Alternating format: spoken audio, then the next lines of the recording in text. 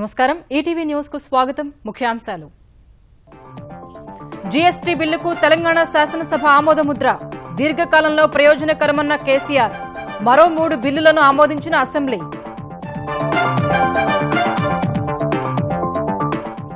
September 20 నుంచి Telangana assembly వర్షాకాల సమావేశాలు 10 రోజులు సాగనున్న సభలు అన్ని అంశాలపై చర్చకు సిద్దమన్న సర్కార్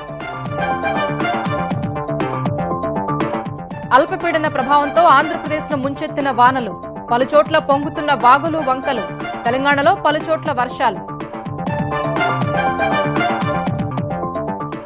సాగునీరు లేక 1 ఎకరా కూడా ఎండకుండా చూస్తామన్న చంద్రబాబు సాంకేతిక సాయంతో కరువును ముందే కనిపెడుతున్నట్టు వెల్లడి సెప్టెంబర్ 2 సమ్మె నివారణకు కేంద్రం చర్యలు వ్యవసాయేతర కార్మికుల కనీస వేతనం పెంపు బోనస్ చెల్లిస్తామని ప్రకటన దిగిరాని కార్మికులు భారత్ అమెరికా రక్షణ భాగస్వామ్యంలో మరో ముందడుగు రక్షణ స్థావరాలు ఆస్తుల పరస్పర వినియోగానికి ఒప్పందం చేసుకున్న ఇరు దేశాలు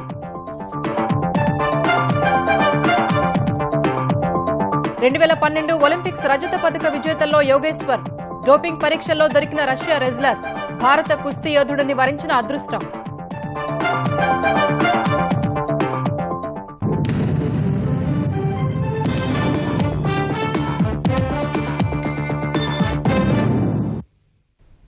పార్లమెంట్ ఆమోదించిన వస్తుసేవల పన్ను బిల్లుకు తెలంగాణ శాసనసభ ఏకగ్రీవంగా ఆమోదం తెలిపింది ఏకీకృత సేవా పన్ను విధానం వల్ల రాష్ట్రాలకు మేలు జరుగుతుందని అన్ని పక్షాల నేతలు ఏకాభిప్రాయం వ్యక్తం చేస్తూ బిల్లుకు పచ్చజెండా ఊపారు ఇదే సమయంలో ప్రజలపై భారం పడకుండా రాష్ట్రాలకు కలిగే నష్టాన్ని భర్తీ చేసే విషయంలో కేంద్రం చిత్తశుద్దితో వ్యవహరించాలని పేర్కొనగా ఈ అంశాన్ని బిల్లులోనే చేర్చినందున ఆందోళన చెందాల్సిన పని లేదన్న ముఖ్యమంత్రి కేసీఆర్ ఏకగ్రీవంగా ఆమోదించినందుకు సభ్యులకు కృతజ్ఞతలు తెలిపారు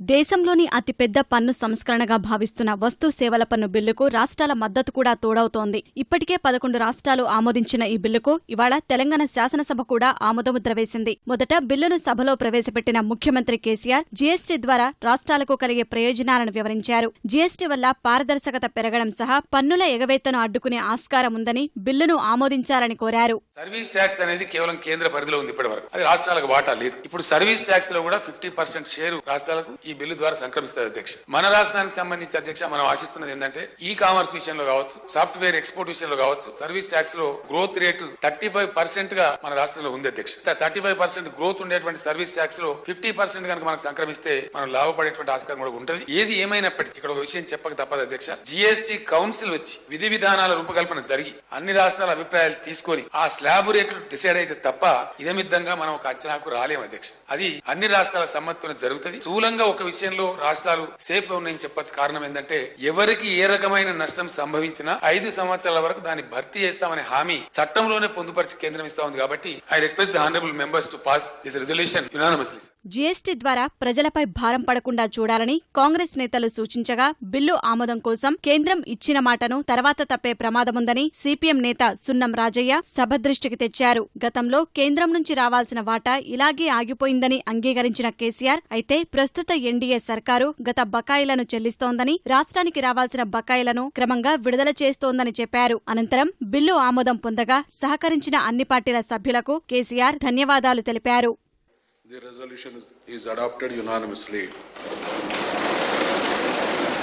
సభ్యులు చాలా రకాల అభిప్రాయాలు చెప్తూ ఉదాత్తమైనటువంటి రీతిలో వ్యవహరించి యునానిమస్ గా ఏకగ్రీవంగా ఈ తీర్మానాన్ని ఆమోదించడం అనేది మంచి సాంప్రదాయం నెలకొల్పినందుకు నా పక్షాన సభ్యులందరికీ హృదయపూర్వకమైన ధన్యవాదాలు తెలియజేస్తాను అధ్యక్ష తెలంగాణ శాసన మండలిలో జీఎస్టీ బిల్లును ఉప ముఖ్యమంత్రి కడియం శ్రీహరి ప్రవేశపెట్టగా అక్కడ కూడా బిల్లు ఏకగ్రీవంగా ఆమోదం పొందింది ఇదే సమయంలో దేవాలయాల పాలక మండళ్లలో సభ్యుల సంఖ్య పెంపు సైబరాబాద్ పోలీస్ కమిషనరేట్ విభజన వ్యాట్ సవరణ బిల్లులను తెలంగాణ శాసనసభ ఆమోదించింది పాలనా సౌలభ్యం కోసమే సైబరాబాద్ కమిషనరేట్ ను విభజించినట్లు వివరించిన హోంమంత్రి నాయని నరసింహారెడ్డి కేసులు ఏటా పెరుగుతున్నాయని గుర్తు చేశారు జిల్లాల విభజనతో పాటే పోలీసుల పునర్విభజన కూడా చేయాలని ఒక్కో నియోజకవర్గం ఒక్కో డీఎస్పీ పరిధిలోకి వచ్చేలా చూడాలని విపక్షాలు సూచించగా తర్వాత ఆ ప్రక్రియ చేపడతామని నాయని చెప్పారు తర్వాత బిల్లుకు సభ ఆమోదం తెలిపింది దేవాలయాల పాలక మండళ్ల సభ్యుల సంఖ్య పెంపు రాజకీయ పునరావాసానికి అవకాశంగా మారవద్దని సూచించిన విపక్షాలు మహిళలు దళితులకు దామాషా ప్రకారం ప్రాధాన్యమివ్వాలని డిమాండ్ చేశాయి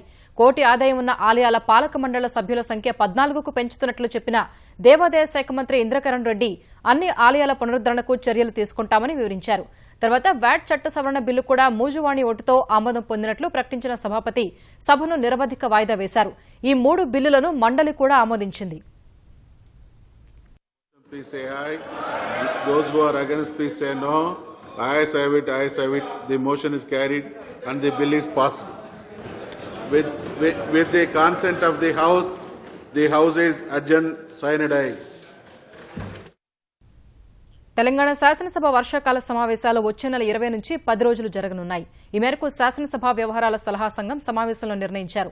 జీఎస్టీ కోసం ఏర్పాటు చేసిన సమావేశాలను 3 రోజులు పొడిగించి రుణమాఫీ, కరవు, మహారాష్ట్రతో ఒప్పందంపై చర్చించాలని విపక్షాలు డిమాండ్ చేయగా వర్షాకాల సమావేశాల్లో అన్ని అంశాలపై చర్చకు సిద్దమని కేసీఆర్ సర్కారు స్పష్టం చేసింది. తెలంగాణ శాసనసభ సమావేశాల అజెండాపై చర్చించేందుకు సభాపతి మధుసూదనాచారి అధ్యక్షతన జరిగిన సభా వ్యవహారాల సలహా సంఘం సమావేశంలో అధికార ప్రతిపక్ష సభ్యుల మధ్య స్వల్ప సంవాదం చోటు చేసుకుంది. జీఎస్టీ బిల్లు ఆమోదం కోసం నిర్వహించిన సమావేశాలను కనీసం 3 రోజులు కొనసాగించాలన్న విపక్షాలు రాష్ట్రంలో కరువు తీవ్రంగా ఉందని, రుణమాఫీ, పెట్టుబడి రాయితీ, మహారాష్ట్రతో ఒప్పందం వంటి అంశాలపై చర్చ జరగాలని డిమాండ్ చేశాయి. వినాయక చవితి ఉత్సవాలు ప్రారంభమవుతున్నందున శాంతి భద్రతలు, పోలీసు మోహరింపు విషయంలో ఇబ్బందులు తలెత్తుతాయన్న ముఖ్యమంత్రి కేసీఆర్ సమావేశాలను ఇవాల్టితో ముగించి నిమజ్జనం అనంతరం తిరిగి నిర్వహించుకుందామని సూచించారు. ప్రభుత్వ పరంగా అన్ని అంశాలపైన చర్చించేందుకు సిద్దమని స్పష్టం చేశారు. వచ్చే నెల 20 నుంచి సమావేశాలు నిర్వహిద్దామన్న ఆయన కనీసం 10 రోజులు సమావేశాలు ఉంటాయని తెలిపారు. ఇదే సమయంలో తమకు సమాచారం ఇవ్వకుండా పార్టీ కార్యాలయాన్ని ఇతరులకు కేటాయించడంపై టీడీఎల్పీ సభాపతికి ఫిర్యాదు చేయగా కాంగ్రెస్, భాజపా సభ్యులు మద్దతు తెలిపారు. ఆ అంశంపై విడిగా మాట్లాడతానని సభాపతి తెలిపారు. కరువు సహా పలు ప్రజా సమస్యలపై చర్చించేందుకు ప్రభుత్వం ముందుకు రావడం లేదని సమావేశం తర్వాత ఆరోపించిన విపక్షాల సభ్యులు రైతులకు భరోసా కల్పించడంలో విఫలమైందని విమర్శించారు. రైతాంగం చాలా నిరాశ నిస్పృహలకు గురైనారు. అలాంటి రైతాంగ సమస్యలు, కరువు సమస్యలు మనం ఒక్కరోజన్నా మాట్లాడదాం, రేపు ఒక్కరోజన్నా సమయం ఇవ్వమంటే దానికి కూడా ప్రభుత్వం ముందుకు రావడం లేదు. ఇది 3వ సంవత్సరం వరుసగా కరువుతో బాధపడుతున్నటువంటి రైతాంగం. అలాంటి రైతాంగాన్ని ఆదుకోవడానికి ప్రభుత్వానికి మనసు రావడం లేదు. 3 ఇతర అంశాలను శాసనసభలో మీరు ప్రవేశపెట్టినప్పుడు ప్రతిపక్షాలు లేవనెత్తిన కరువు గాని, రైతు రుణమాఫీ గాని, మహారాష్ట్రతో చేసుకున్న ఒప్పందం వల్ల తెలంగాణ రాష్ట్రానికి జరుగుతున్న నష్టం విషయంలో గాని ఏవి కూడా ప్రభుత్వం చర్చకు తీసుకోలేదు. అంటే ఈరోజు కరువు విషయం గాని, రైతు రుణమాఫీ గాని ప్రాధాన్యత అంశాలలో లేదు అని చెప్పి ఈరోజు ప్రభుత్వం స్పష్టంగా చెప్పడం జరుగుతుంది. విపక్షాల ఆరోపణలను కొట్టిపారేసిన శాసనసభ వ్యవహారాల మంత్రి హరీష్ రావు రైతు రుణాలు, పెట్టుబడి రాయితీ, ప్రాజెక్టులపై విపక్ష నేతలు మొసలి కన్నీరు కారుస్తున్నారని మండిపడ్డారు. ఇక కాంగ్రెస్ పార్టీది ఎప్పుడు కూడా ఒక విచిత్రమైనటువంటి వైఖరి. మహారాష్ట్రతో టీఆర్ఎస్ ప్రభుత్వం ఒప్పందం చేసుకుంటే మహారాష్ట్ర కాంగ్రెస్ ఏమో అక్కడ ముఖ్యమంత్రి గారు మొత్తం తెలంగాణకి ఏదో చేసేసిండు, మహారాష్ట్ర తీవ్రమైనటువంటి అన్యాయం జరిగిందని మహారాష్ట్ర కాంగ్రెస్ నాయకులు నల్ల జెండాలు, ధర్నాలు చేస్తున్నారు. ఇక్కడికి వచ్చేసరికి తెలంగాణ ముఖ్యమంత్రి గారు తెలంగాణకి ఏదో అన్యాయం చేసి మొత్తం మహారాష్ట్రకే సాయం చేసిందని ఇక్కడ నల్ల జెండాలు, ఇక్కడ ధర్నాలు చేస్తూ ఉంటారు. ఈ కాంగ్రెస్ ఎన్ని నాలుకలున్నాయి, ఎన్ని తలకాయలున్నాయి, ఎన్ని మాటలు మాట్లాడుతుంది ఈ కాంగ్రెస్ పార్టీ? తెలంగాణలో ప్రాజెక్టులు కడుతుంటే ఆంధ్రప్రదేశ్ ప్రభుత్వం నిద్రపోతోందని ఆ రాష్ట్ర కాంగ్రెస్ నేతలు ఆరోపిస్తున్నారన్న హరీష్ రావు వారి 3 రకాల వైఖరిని త్వరలోనే ప్రజల ముందు ఉంచుతామని వెల్లడించారు. ముఖ్యమంత్రి కేసీఆర్ గవర్నర్ నరసింహన్ను కలిశారు. ఈ మధ్యాహ్నం రాజ్భవన్కు వెళ్లిన ముఖ్యమంత్రి పార్లమెంట్లో ఆమోదం పొందిన జీఎస్టీ బిల్లుకు సంబంధించిన తీర్మానాన్ని శాసనసభ, మండలిలో ఏకగ్రీవంగా ఆమోదించిన విషయాన్ని గవర్నర్కు వివరించారు. దేశంలో తీర్మానం చేసిన రాష్ట్రాల్లో రాష్ట్రం 12వ స్థానంలో ఉందని కేసీఆర్ చెప్పారు. శాసనసభ తదుపరి సమావేశాలపై కూడా గవర్నర్కు వివరించినట్లు తెలిసింది. బంగాళాఖాతంలో ఏర్పడిన అల్పపీడన ప్రభావానికి ఆంధ్రప్రదేశ్లోని చాలా ప్రాంతాల్లో మోస్తరు నుంచి భారీ వర్షాలు పడ్డాయి. గుంటూరు, కృష్ణా జిల్లాల్లో భారీ వర్షాలకు జనం తీవ్ర ఇబ్బందులు పడ్డారు. పలుచోట్ల రహదారులపై వరద చేరి వాహనాల రాకపోకలకు అంతరాయం కలిగింది. బంగాళాఖాతంలో ఏర్పడిన అల్పపీడన ప్రభావంతో గత రాత్రి నుంచి కురుస్తున్న వానలకు ఆంధ్రప్రదేశ్లో వాగులు, వంకలు పొంగి పొర్లుతున్నాయి. ప్రకాశం జిల్లా పెద్దారవీడు, గిద్దలూరు మండలాల్లో భారీ వర్షాలు పడగా మార్కాపురంలో రోడ్లు జలమయమయ్యాయి. ఒంగోలు మారుతీనగర్, కేశవరాజుకుంట, బలరాం కాలనీ, నేతాజీనగర్లో ఇళ్లల్లోకి నీరు చేరింది. లంబాడి డొంక విద్యుత్ ఉపకేంద్రంలోకి వర్షపు నీరు చేరి పరికరాలన్నీ నీటిలో తేలాయి. గుంటూరు జిల్లా సత్తెనపల్లి, నకరికల్లు, పిడుగురాళ్ల, అచ్చంపేట, క్రోసూరులో లోతట్టు ప్రాంతాలు జలమయమయ్యాయి. రాజుపాలెం మండలంలో కాజ్వేలపై నీరు ప్రవహిస్తోంది. అనుపాలెం చప్టాపై వరదకు రాకపోకలు నిలిచిపోయాయి. మాదలవాగు ఉధృతికి సత్తెనపల్లి, నరసరావుపేట మధ్య రాకపోకలకు అంతరాయం కలిగింది. దాచేపల్లి సమీపంలో అద్దంకి, నార్కట్పల్లి జాతీయ రహదారిపైకి వర్షపు నీరు చేరింది. అచ్చంపేట వాగులో ఆర్టీసీ బస్సు చిక్కుకుపోగా ప్రయాణికులు సురక్షితంగా బయటపడ్డారు.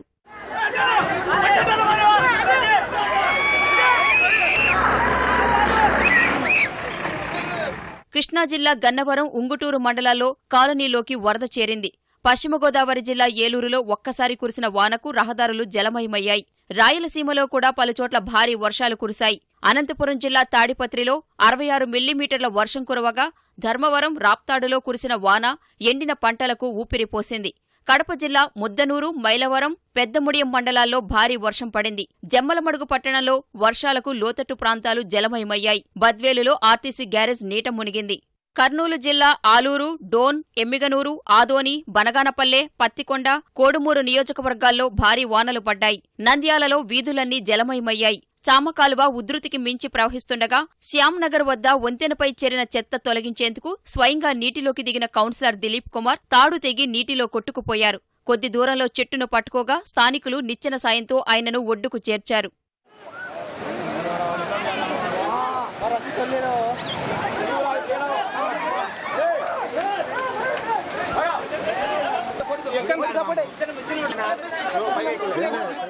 నంద్యాల సమీపంలో కుందు నది, మద్దిలేరు వాగులు ఉధృతంగా పొంగుతున్నాయి.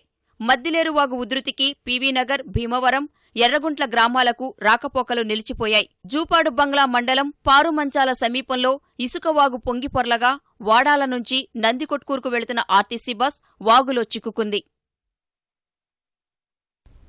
తెలంగాణలో కూడా పలుచోట్ల వర్షాలు కురుస్తున్నాయి. నల్గొండ, మహబూబ్నగర్ జిల్లాలోని పలు ప్రాంతాల్లో భారీ వర్షాలు పడుతున్నాయి. కోదాడ, హుజూర్నగర్, నాగార్జునసాగర్, మిర్యాలగూడ, దేవరకొండ నియోజకవర్గాల్లో కుండపోత కురిసింది. మఠంపల్లి మండలం రఘునాథపాలెంలో ఊరవాగు ఉప్పొంగింది. దొండపాడు, మేళ్ల చెరువులో వాగుల ఉధృతికి పులిచింతల ప్రాజెక్టు ముంపు గ్రామమైన నెమలిపురి, అడ్లూరు, వెల్లటూరు చుట్టూ నీళ్లు చేరాయి. పిడుగుపాటికి మునగాల మండలం నేలమర్రిలో బాలకృష్ణ అనే రైతు, చిలుకూరు మండలం కటకమ్మగూడెంలో వీరబాబు అనే యువకుడు ప్రాణాలు కోల్పారు. వేములపల్లి మండలం రావులపెంట వద్ద పాలేరు వాగు ఉధృతికి రాకపోకలు నిలిచిపోయాయి.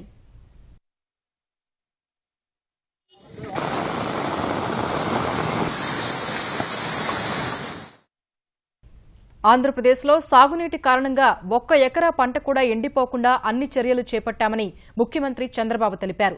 తీవ్ర నీటి ఎద్దడి ప్రాంతాల్లో రెయిన్ గన్ల ద్వారా సాగునీరు అందిస్తున్నట్లు వివరించిన ఆయన కరువు నివారణలో కేంద్రం సహా అందరినీ భాగస్వామ్యులు చేసేలా ఉత్తమ విధానాలు ప్రవేశపెడుతున్నామని చెప్పారు.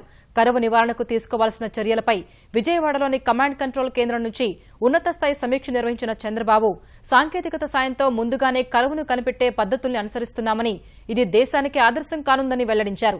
పంటలను కాపాడేందుకు ఇప్పటికే రాష్ట్ర వ్యాప్తంగా 64,990 పంట కుంటలు తవ్వించామని, మరో 3.5 లక్షల పంట కుంటల పనులు పురోగతిలో ఉన్నాయని వివరించారు.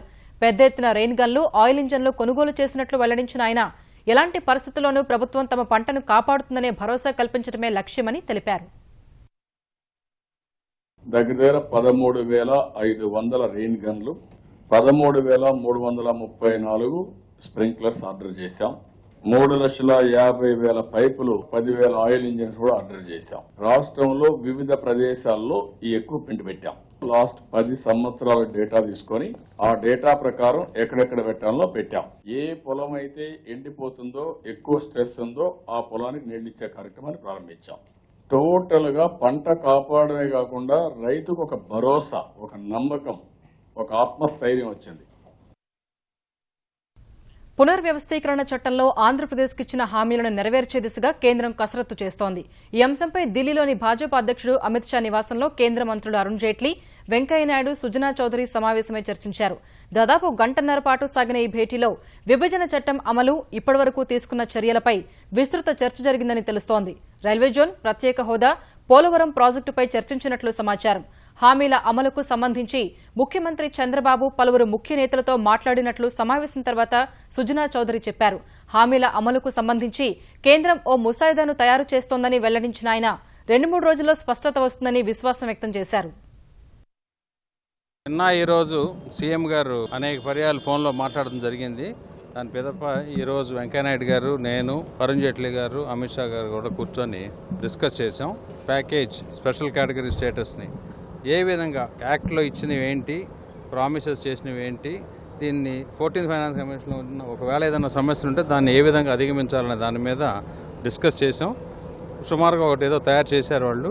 ఫైనల్గా ఏం చేయగలరు అనేది కనుక వాళ్ళు 2 రోజుల్లో లీగల్ అప్రూవల్ తీసుకొని చెప్తామని చెప్పారు. ఆ డ్రాఫ్ట్ తయారవుతాం. కనీస వేతనాల పెంపు సహా మొత్తం 12 ప్రధాన డిమాండ్లతో సెప్టెంబర్ 2న దేశవ్యాప్త సమ్మె చేపట్టేందుకు కార్మిక సంఘాలు సిద్దమవుతున్న వేళ కేంద్రం కీలక నిర్ణయాలు తీసుకుంది. నైపుణ్యం లేని వ్యవసాయేతర కార్మికుల కనీస వేతనాన్ని 350 రూపాయలకు పెంచాలని నిర్ణయించింది. ఈ మేరకు కేంద్ర మంత్రుల బృందం సిఫారసులకు ఆమోదముద్ర వేసిన కేంద్రం కనీస వేతనాన్ని రాష్ట్రాలు అంతకు మించి పెంచుకోవచ్చని తెలిపింది. కేంద్ర ప్రభుత్వ ఉద్యోగులకు పెండింగ్లో ఉన్న 2 ఏళ్ల బోనస్ చెల్లింపునకు సర్కారు అంగీకారం తెలిపింది. కార్మిక సంఘాలు డిమాండ్ చేస్తున్నట్లుగా విదేశీ పెట్టుబడులకు సంబంధించిన నిబంధనల్ని పునర్సమీక్షించే అవకాశం లేదని తేల్చెప్పింది. ప్రభుత్వ నిర్ణయాలతో సంతృప్తి చెందని కార్మిక సంఘాలు శుక్రవారం సమ్మె చేపట్టి తీరుతామని స్పష్టం చేశాయి. The central government decision as far as bonus is concerned will be a liability on the government itself. This comes to about 1,920 crores per year, the bonus part of it. So this will be for 2 years. Last year, old rate pending for the non-agriculture unskilled worker was 120 rupees. With the merger of the DNS allowance, it had come up to 246 rupees, which will now become 350. So correspondingly in all other categories there will be a corresponding increase. స్వచ్ఛ భారత్ను మరింత ఉధృతంగా ప్రజల్లోకి తీసుకెళ్లేందుకు కేంద్ర పట్టణాభివృద్ది శాఖ మరిన్ని చర్యలు చేపట్టింది. ఇందుకోసం నెహ్రూ యువ కేంద్రంతో ఒప్పందం కుదుర్చుకున్న మంత్రిత్వ శాఖ ఢిల్లీ సహా సమీపంలోని 9 నగరాల్లో ప్రయోగాత్మకంగా ప్రచార కార్యక్రమాలు నిర్వహించనున్నట్లు ఆ శాఖ మంత్రి వెంకయ్యనాయుడు వెల్లడించారు. స్వచ్ఛ భారత్పై సామాజిక మాధ్యమాలు, ఛానల్స్, FM రేడియోల్లో విస్తృత ప్రచారం చేయనున్నట్లు కూడా వివరించారు.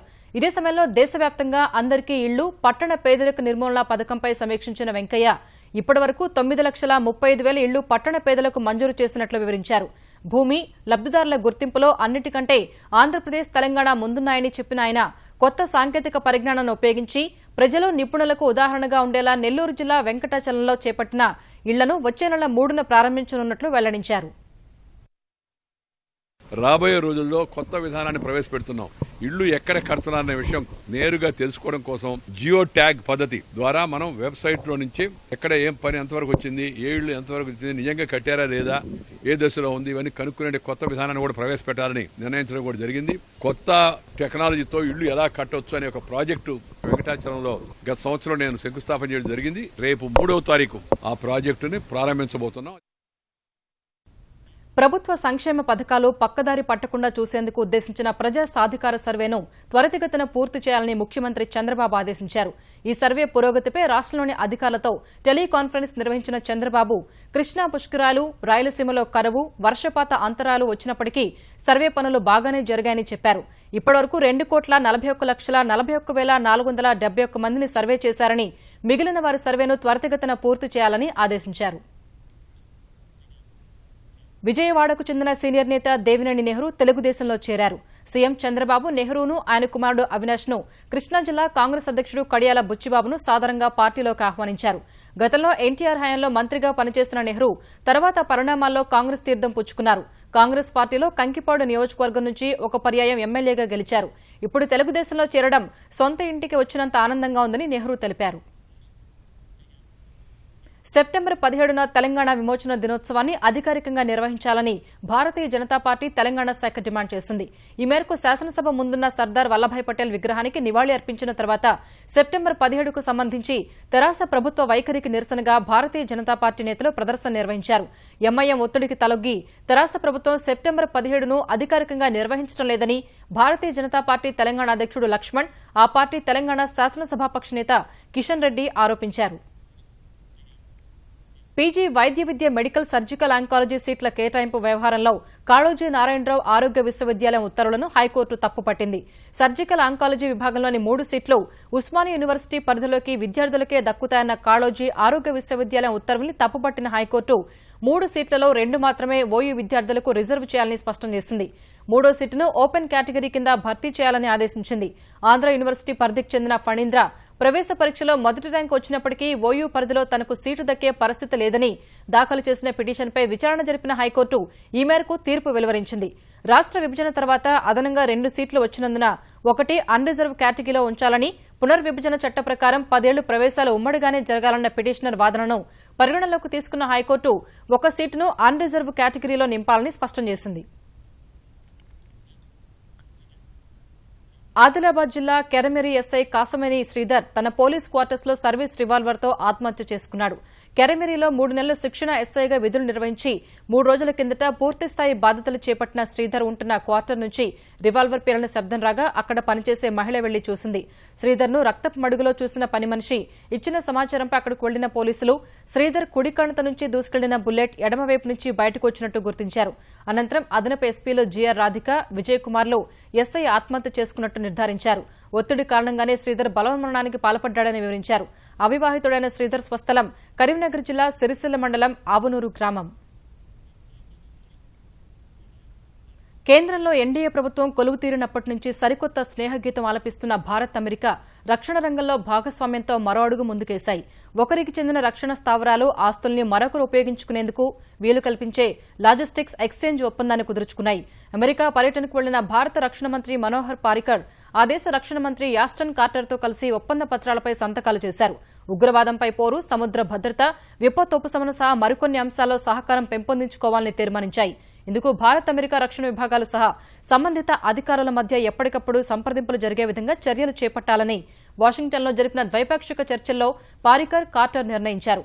ఉగ్రవాదంపై పోరు భారత్, అమెరికాకు ఉమ్మడి ప్రాధాన్యాంశమన్న పారికర్ ఈ విషయంలో అగ్రరాజ్యం సహకారానికి ధన్యవాదాలు తెలిపారు.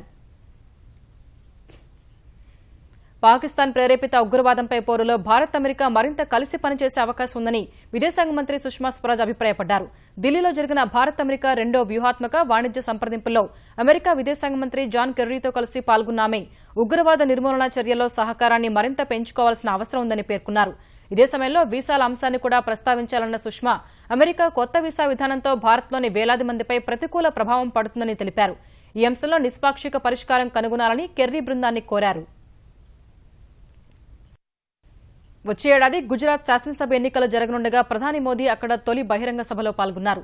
జామ్నగర్ జిల్లా సనోసరాలో సౌరాష్ట్ర నర్మదా అవతరణ నీటిపారుదల ప్రాజెక్టు తొలి దశను ప్రారంభించిన మోదీ కాంగ్రెస్పై పరోక్ష విమర్శలు గుప్పించారు. ప్రజలకు హామీలు గుప్పించి ఎన్నికలు గెలవగానే దేశాన్ని అభివృద్ది పథంలో నడపలేమని ప్రధాని తేల్చి చెప్పారు. 15 ఏళ్లు శ్రమిస్తే సౌరాష్ట్ర నర్మదా ప్రాజెక్టు కార్యరూపం దాల్చిందన్న ప్రధాని నీటి సంరక్షణకు ప్రతి ఒక్కరూ కృషి చేయాలన్నారు. తన ముందు చూపు కారణంగానే నర్మదా జలాలు కచ్లోని ప్రతి ప్రాంతానికి చేరాయని గుర్తు చేశారు. ఈ సమయంలో నర్మదా నది గేట్లు ఎత్తగానే దిగువకు ఉరకలేసిన నీటి ప్రవాహం నుంచి ప్రధాని ఓ పాత్రికేయుడిని కాపాడారు. ప్రధాని కార్యక్రమాన్ని చిత్రీకరించడంలో నిమగ్నమైన ఓ కెమెరామెన్ నర్మదా నీటిని గుర్తించక తన పనిలో ఉండగా ప్రధాని వెంటనే స్పందించి అతన్ని అప్రమత్తం చేశారు. చప్పట్లు కొట్టి పక్కకు జరగాలని సూచించారు. వాళ్లు తప్పుకున్న క్షణాల్లోనే నీటి ప్రవాహంలో కెమెరా కొట్టుకుపోయింది. అంతర్జాతీయ విపణుల్లో సానుకూల పరిస్థితుల మధ్య స్టాక్ మార్కెట్లు వరుసగా రెండో రోజు లాభాల్లో దూసుకెళ్లాయి. గత సెషన్లో 120 పాయింట్లు పెరిగిన సెన్సెక్స్ ఇవాళ మరో 440 పాయింట్ల ఎగబాకి తిరిగి 28,000 మార్కును దాటింది. ఉదయం 28,012 పాయింట్ల వద్ద ప్రారంభమైన సెన్సెక్స్ మొదట్లో 28,011 పాయింట్ల కనిష్ట స్థాయిని నమోదు చేసింది. తర్వాత వాహన, చమురు, సహజ వాయువు, వైద్య రంగాల వాటాల కొనుగోలుతో లాభాల బాటలో పయనించగా ఒక దశలో 28,478 పాయింట్ల గరిష్ట స్థాయిని తాకింది. చివరకు 28,343 వద్ద స్థిరపడింది. జాతీయ స్టాక్ ఎక్స్చేంజ్ సూచీ నిఫ్టీ 137 పాయింట్లు లాభపడి 8,744 వద్ద ముగిసింది. ఈటీవీ న్యూస్ సమాప్తం. నమస్కారం.